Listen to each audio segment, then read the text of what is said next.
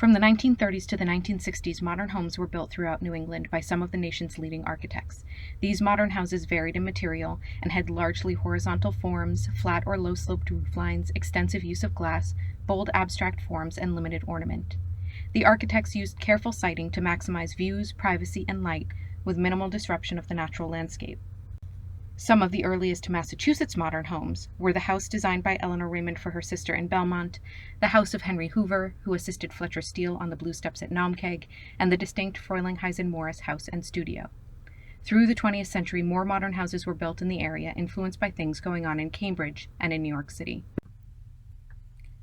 From Cambridge, both Harvard's Graduate School of Design and MIT played pivotal roles in the spread and popularity of modern architecture. Walter Gropius and Marcel Breuer came to Harvard in the late 1930s from the Bauhaus and promoted a method of designing for the masses that blended fine and applied arts, an understanding of mass production, and collaborative teamwork. Gropius and some of his students formed the Cambridge-based firm The Architects Collaborative, known as TAC.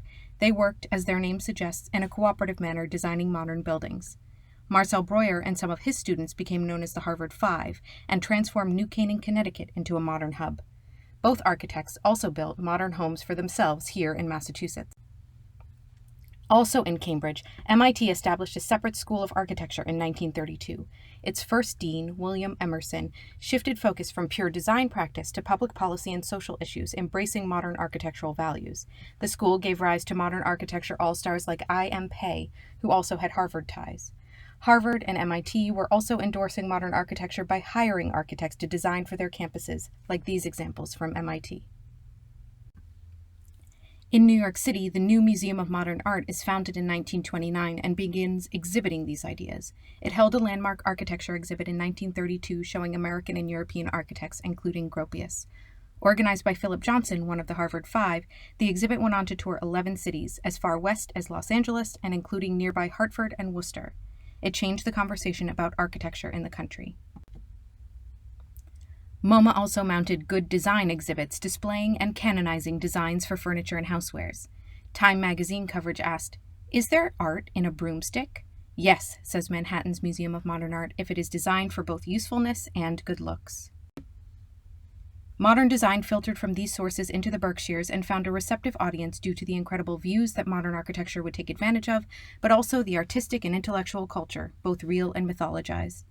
The actual experience of the Berkshires, as well as the long-cultivated image of it as a cultural hub in a peaceful natural refuge, supported modern architecture, not just living, but living graciously, surrounded by art and nature, without excess, but with purpose. The Berkshires were also transforming because of industry like Sprague Electric Company and the Stanley Electric Company, which became General Electric. It's easy to imagine that large employers created more jobs and therefore a demand for more housing. But socially and culturally also, these companies transformed the area by hiring top-tier European engineers that were Swiss, Russian, Armenian, Swedish, Italian. So Pittsfield became increasingly cosmopolitan with the influx of these engineers, as did Williamstown with its influx of academics and Lenox from visiting musicians. So it is no surprise that when it came time to build a permanent home for the Berkshire Music Festival, conductor Serge Koussevitzky turned to modern architect Eliel Saarinen. His design called for a fan-shaped structure clad in wood with a flat roof and a clear span in the interior. When the symphony wanted to save money by adding interior columns, Saarinen quit, and Josef Franz was hired to complete the work. 20 years later, they approached Saarinen's son, Eero, who by then was a prominent designer in his own right, to create an acoustic canopy for the shed. He created a bold, modern design that complements his father's building and improves sound quality of the performances. Williams College also brought modern architects to the Berkshires. Ben Thompson, one of Gropius's students and a founding member of TAC, created the Greylock Quadrangle. The design combines brick-bearing walls with significant amounts of tinted glass and concrete waffle slabs, inspiring a member of the class of 1967 to remark, quote, "For what it's worth, the new Williams has arrived. It stands at the junction of routes 2 and 7, end quote. One modern home here in the Berkshires was the home of Lee Hershey, a Williams College professor of architecture who trained under Joseph Albers at Yale. Hershey was also an eclectic artist and innovator, working in painting and sculpture, exploring different kinds of abstraction and realism. In this figurative piece, he depicts Williams' colleague Larry Blodell, owner of the nearby field farm, behind the wheel of his Aston Martin. The Hershey House overhangs the crest of a hill, its large windows overlooking the descending slope. From inside, it would appear as if the building floats in the air. The hill and the view are paramount in the design of this house. The hill was also important for a tradition Hershey initiated called Kite Day, during which students in his 3D design course flew their own kite designs as a final exam. The assignment engaged both engineering and aesthetic principles. Another nearby modern house is the Keep House, with its very low horizontal form set into the Williamstown landscape. It was built for Al Keep, a local teacher, by Ted and Peg Hunter, who subscribed to a functional type of modernism. In Progressive Architecture magazine, Peg explained, quote, "Modern design, design for our time, is not a style. It is a solution to modern problems in modern terms." In her own home, featured in Life magazine, Peg made functionality central. The pentagonal kitchen is placed at the center, and radiating out all around it are the other public spaces of the home. In the Keep House, the Hunter's stripped-down exterior echoes the dynamic flow of spaces within the interior, where they give the small house maximum functionality and prevent it from feeling cramped using a split-level design. The high-ceilinged living room is visible from the lower-level kitchen and from the upper-level study, making each space feel bigger. The interiors also boast built-in furniture, including cabinets and ample bookshelves for the teacher. The split-level design nestled into a hill creates a low horizontal appearance from the outside. Al Keep built another modern house on an adjoining piece of land in 1966 with his second wife. Bigger and more brutalist, this home shares with the earlier one a love for abstract form devoid of ornament. Another modern home in nearby Richmond is not on a hill but in the woods, maximizing a more intimate view of nature.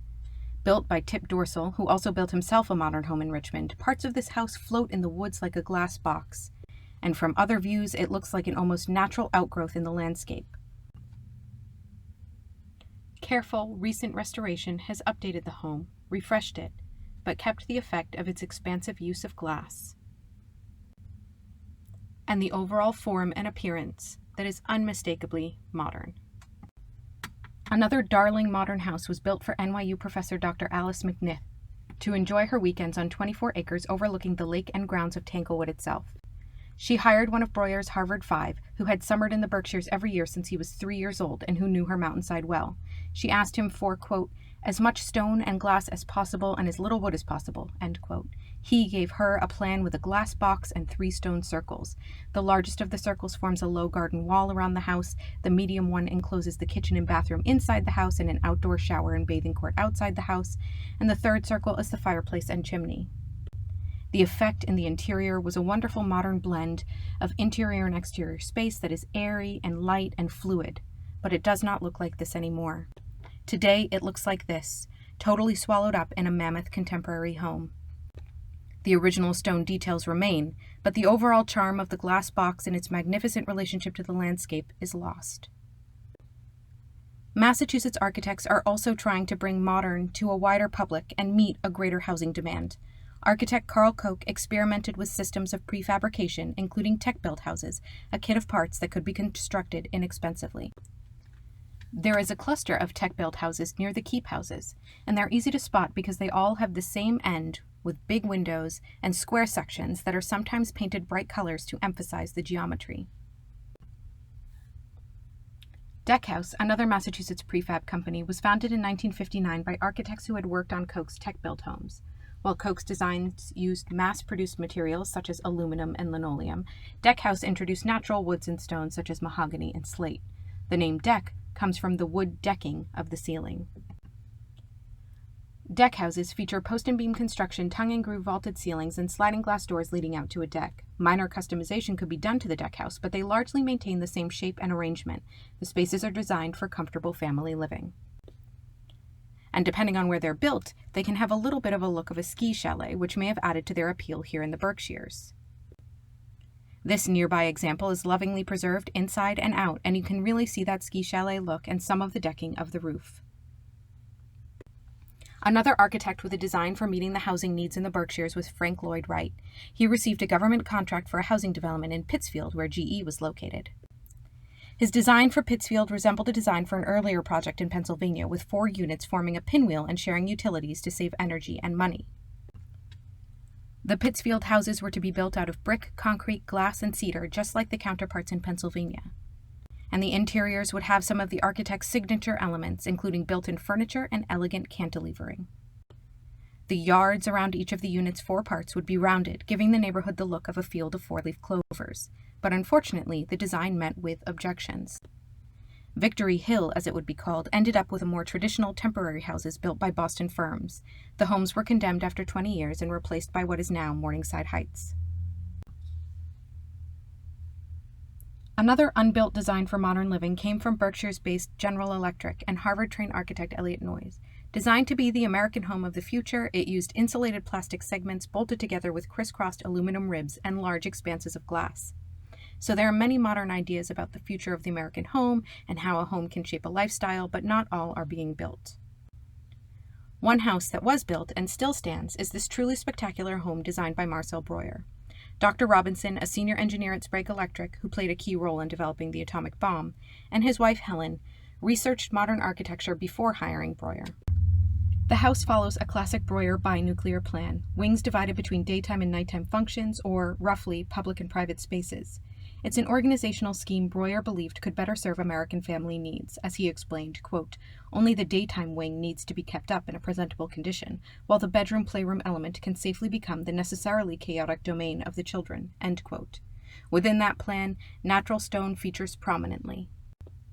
Here, within the home, a stunning fireplace is a study in materials and abstraction, not only creating an asymmetric visual around the fire, but framing the view outside in a larger composition. Also, you can see the stone working outside as walls and pathways extend Breuer's design. A dramatic, triangular wooden truss lengthens the butterfly roof beyond the glass wall of the living room, shading the stone-paved east terrace, and color panels along the exterior emphasize the geometry of Breuer's design. Built on the edge of the Green Mountain National Forest, the house takes advantage of a dramatic landscape. Breuer's thoughtful interior design includes a light-filled kitchen that balances natural field stone floors with the industrial modern appliances, possibly from GE down the road, and built-in cabinet desk where work could be done by a window and closed up and out of sight when not in use. These photos reveal that not much has been altered since the house was built. Owners in the 1970s consulted Breuer about interior color changes, and Breuer also advised about substituting the fiber flooring with stone slab to match the other spaces in the house. The real showstopper is the living room, with the striking fireplace, expansive windows, and a selection of all-star modern furnishings. There is a chair by Abel Sorensen, a Danish-American architect who worked with Louis Kahn and designed furniture on the side. A Saarinen Grasshopper Chair named for the bentwood arm leg form, made of laminate wood, a material developed during World War II for aviation and then transitioned into other manufacturers. This chair was not a huge success, but it was produced for 19 years and is back in production today. This chair, however, was a big success. Saarinen's womb chair was designed in response to Florence Knoll saying, quote, "I want a chair I can sit in sideways or any other way I want to sit in it," end quote. Saarinen himself demonstrated a few ways of sitting in the chair over time. The chair's dynamism comes from its material, reinforced fiberglass and resin, another new material from World War II, this one originally developed for building boats. The womb chair quickly became and remains iconic, appearing in movies and advertisements, and in an artwork by Berkshires native Norman Rockwell on the cover of the Saturday Evening Post.